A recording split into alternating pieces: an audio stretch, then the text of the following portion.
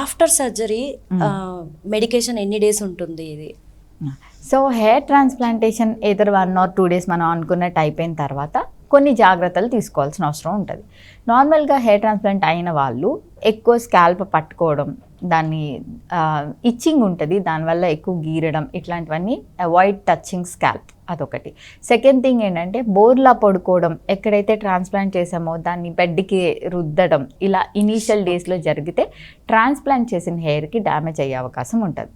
తర్వాత మనం ఇచ్చే యాంటీబయాటిక్స్ అండ్ పెయిన్ కిల్లర్స్ అవన్నీ రెగ్యులర్గా వేసుకోవాలి. అండ్ ఫాలోఅప్కి డాక్టర్ ఎప్పుడు చెప్తే అప్పుడు ఫాలోఅప్కి రావాలి. యూజువల్గా ఫాలోఅప్కి వచ్చిన తర్వాత హెయిర్ వాష్ చేసుకోవడం ఎలాగో నేర్పిస్తాం మేము. అలాగా పర్టికులర్ పీరియడ్ ఆఫ్ టైం వరకు వాళ్ళు అలాగే హెయిర్ వాష్ చేసుకుంటూ ఉండాలి. అండ్ పోస్ట్ ఆప్లో కూడా స్ట్రెన్యువస్ యాక్టివిటీస్ అంటే ఎక్కువ జిమ్ లాంటిది అండ్ అలాంటివి 3 weeks దాకా నాట్ అలౌడ్, ఎందుకంటే హెయిర్ స్వెటింగ్ కానీ అది నాట్ అలౌడ్. దాని తర్వాత కూడా స్విమ్మింగ్, డస్ట్ ఎక్స్పోజర్ ఇట్లాంటివి 3 to 4 weeks అవాయిడ్ చేస్తే బెటర్. అండ్ నెక్స్ట్ మనం చెప్పేది ఏంటంటే హెయిర్ కేర్. పోస్ట్ ట్రాన్స్ప్లాంటేషన్ కూడా ఒకలాంటి రెజిమెన్ ఉంటుంది వీళ్ళందరికీ. మేము చెప్తాం అంటే ఈ ట్యాబ్లెట్సే కాకుండా హెయిర్ గ్రోత్ని సపోర్ట్ చేసే ట్యాబ్లెట్స్, హెయిర్ స్ప్రే అని అట్లా చాలా ఉంటాయి. అవన్నీ as per the doctor advice follow అవ్వాల్సిన అవసరం ఉంటుంది.